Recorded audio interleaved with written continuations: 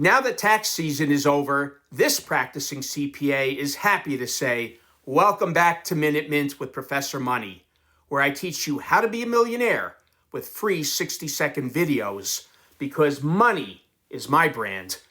You have a lot of investment choices: gold, silver, real estate, government bonds, corporate bonds, and common stock. But which is better? Let's pretend to travel back in time, all the way back to 1801, which is as far back as financial records are available. And let's compare the performance of all these investments. If we took just $1 and the only thing we did with it was put it in a magical bank, we'll call it Inflation Bank, and that bank only kept us even with inflation and paid us the inflation rate every year, well, that dollar would now be worth over $32.40. That means you would need over $32 today just to buy what a buck would have gotten you 225 years ago. How about silver instead? Silver beat inflation for sure. With silver, your buck would have grown to $55. And gold? Gold beat silver, and $1 invested in gold grew to $139. How about residential real estate? Your buck would have turned into $250. That's one reason why so many people want to buy a home. It can be a solid investment, and you get to live in it too. But plain old boring risk-free federal government bonds beat housing as an investment, and by a lot too.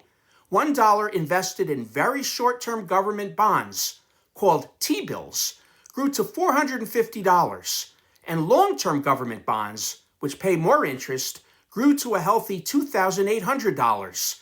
Now we're cooking. But let's take on some risk by investing in corporate bonds. That would have gotten us $12,000. Yup, the higher the risk, the higher the reward. And finally, what about common stocks? The drum roll, please. $1 in common stocks would have grown to over $12,500,000. It's not even close. For the long run, stocks have outperformed every investment class and are your best investment as long as you can put the money in the stock market and ride out the inevitable downturns for 5 years or more. In future videos, we'll be talking more about how to invest in the stock market for the long term, like in your retirement plan at work and in your own individual IRA retirement account. But until next time, like, follow, subscribe, and tell your friends about Professor Money. And, as Professor Money always says, let's get richer together.